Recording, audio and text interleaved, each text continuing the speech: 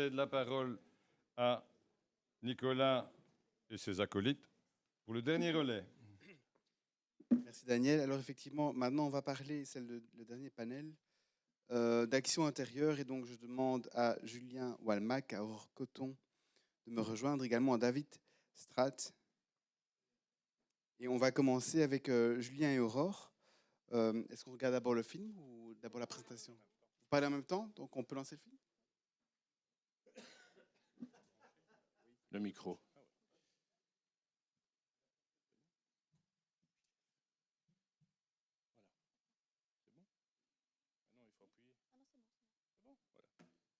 Nous allons vous parler brièvement de la toute première action de notre club, née en plein Covid, à savoir la vente de sapins de Noël.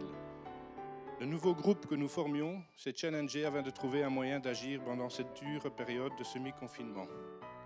La vente de sapins nous a paru facile, mais très vite on s'est rendu compte des difficultés qui nous attendaient. Donc, dans le but de pouvoir vendre ces sapins à un prix attractif, les membres se rendent eux-mêmes chez le producteur en Belgique afin de ramener pas loin de 350 sapins. Ça équivaut quand même à un camion semi-remorque.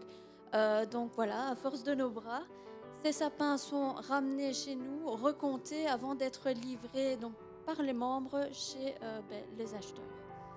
C'est un réel dévouement de la part de chaque membre, à son échelle et en fonction de sa capacité financière, familiale, santé et son âge.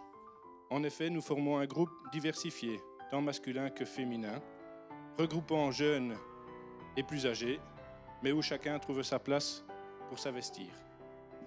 Alors donc cette action, on peut dire que chaque année, elle resserre les liens des membres dans le club par son côté... oui, aussi. Mais, par son côté, le côté physique de la tâche, mais aussi la partie administrative et comptable qui est non négligeable. En amont, il y a quand même la réalisation des croisillons pour quand même tenir ces sapins droits. Ils ne tiennent pas tout seuls.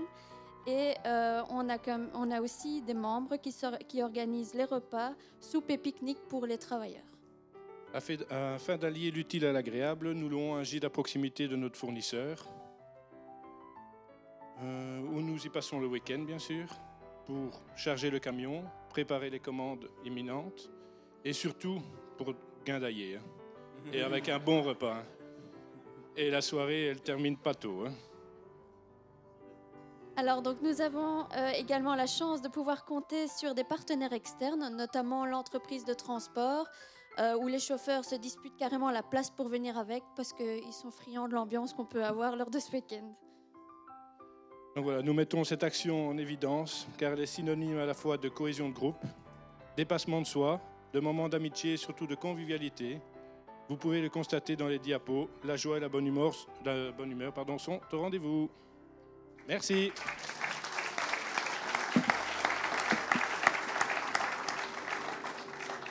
Merci à tous les deux. On va maintenant laisser la parole à David. La gouverneure a absolument voulu parler de vadémécum.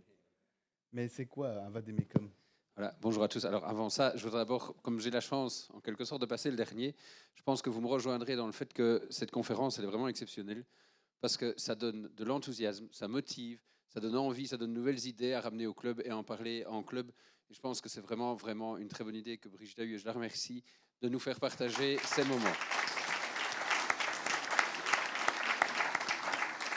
Et donc, au final, moi, je viens pour vous parler d'un truc qui va vous permettre, quand vous avez des actions, de ne pas oublier les éléments de l'action, de les transférer à l'équipe qui suit et des choses comme ça. Et donc, c'est quoi un vadémécum?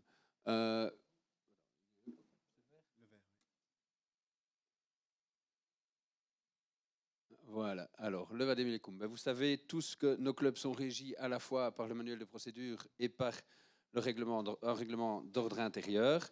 Ce règlement d'ordre intérieur, il énonce des principes fondamentaux et des règles qui permettent au club de fonctionner. Et quand l'ensemble des membres du club les connaissent et les respectent, ça permet évidemment un fonctionnement harmonieux au sein du club.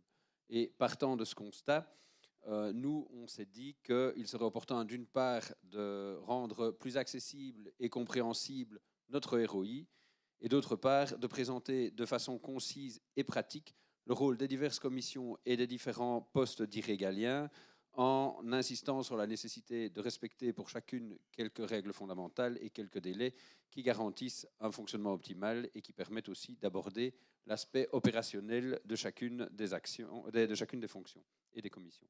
Et donc, on a rédigé un vademecum, et pour chaque fonction et pour chaque commission, ces vademecum se veulent également la mémoire du club et permettent de rédiger, de noter les bonnes pratiques qui sont alors conservées.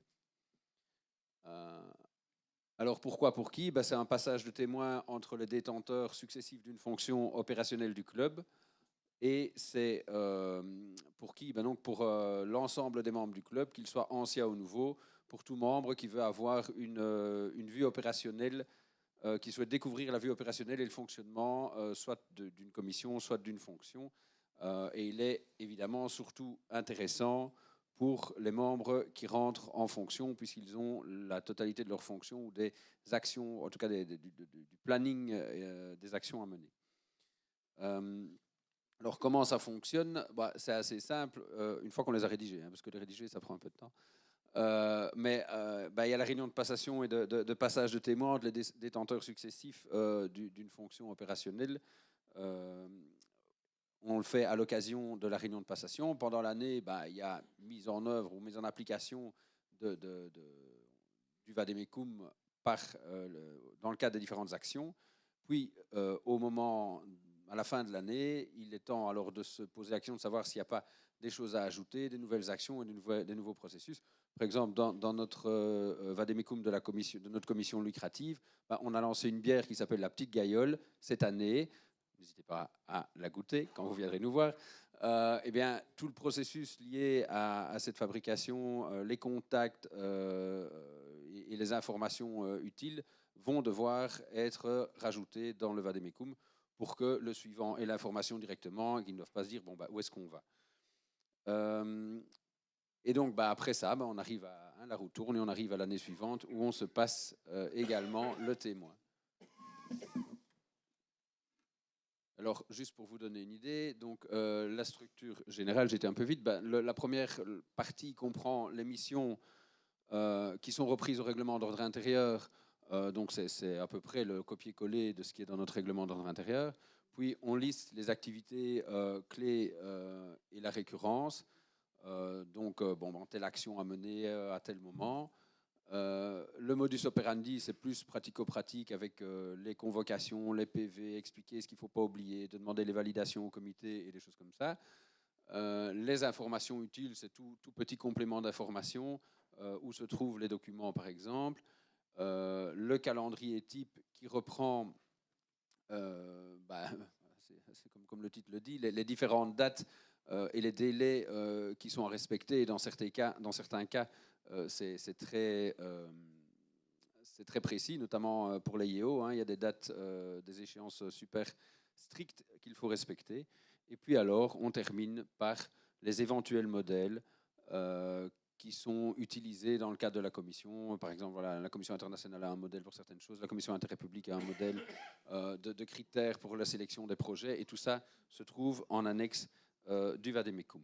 Voilà. Je vous remercie. Merci David, merci à tous les intervenants. Je profite, si Daniel m'autorise, tant que j'ai la parole, parce que c'est la dernière fois que je prends la parole, pour remercier tous les intervenants qui se sont déjà succédés ce matin au nom du district et au nom de la gouverneure. J'espère que vous avez profité de toutes ces bonnes pratiques et que vous avez des bonnes idées. Moi, en tout cas, je sais ce que je vais offrir à Daniel pour son anniversaire, c'est un canard de tournée au Tesco. Je cède la parole à David. Merci Nicolas.